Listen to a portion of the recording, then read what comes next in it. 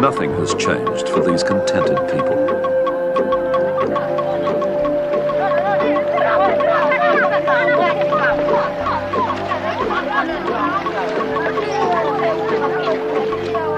Ben knew that he had found the elusive paradise, an island that time forgot.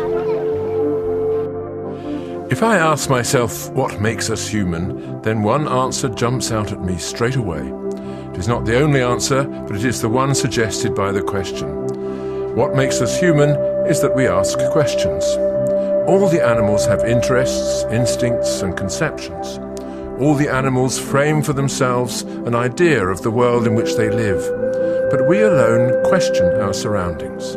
We alone refuse to be defined by the world in which we live, but instead try to define our nature for ourselves. The intellectual history of our species is to a great extent shaped by this attempt. Are we animals like the others? Do we have souls as well as bodies? Are we related in the order of things to angels, to demons, and to gods? All science, all art, all religion and all philosophy worth the name begins in a question, and it is because we have questions that human life is so deeply satisfying and deeply troubling too. Not all questions have an answer. In mathematics and science we solve our problems as well as creating them. But in art and philosophy things are not so simple. Hamlet's great soliloquy starts with a famous line, "To be or not to be, that is the question." The play revolves around that question. Would it be better not to exist? Is there anything in human life that makes life worthwhile? When confronted by the extent of human treachery and scheming, we fall into complete contempt towards our species. Is there some trick of thought, some perception, some argument or some appeal to higher authority that will restore the will to live? When I look at the great artists of the past, I'm often struck by the extent to which their work has evolved in response to a question.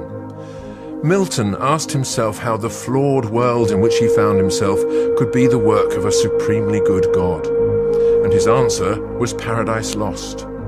Bach asked himself how variants and permutations flow from the basic moves in music, and his answer was the art of fugue. Rembrandt asked himself how the soul is revealed in the flesh, and what the lights and textures of our bodies mean, and his answer was his extraordinary series of self-portraits. In art, it is always as though the question is what the work is really about. Milton's poem implants the question of man's relation to God in the center of our consciousness. It doesn't answer the question, but instead creates wonder and awe in response to it.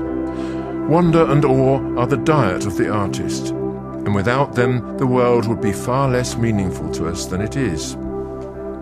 The same is true of philosophy.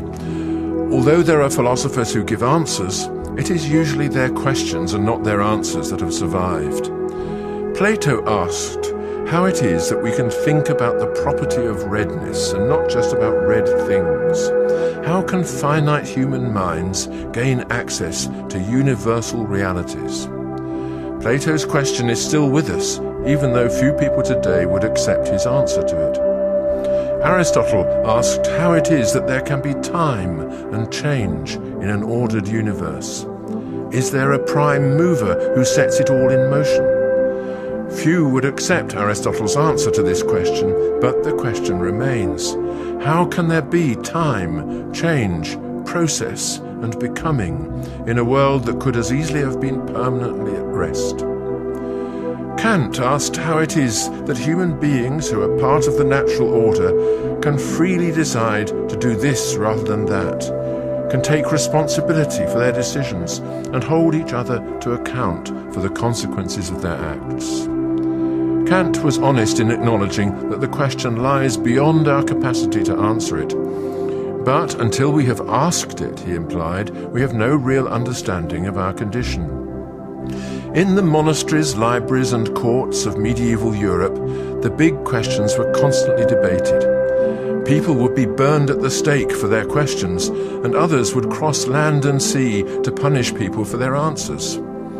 In the Renaissance and again at the Enlightenment, the big questions were asked and answered.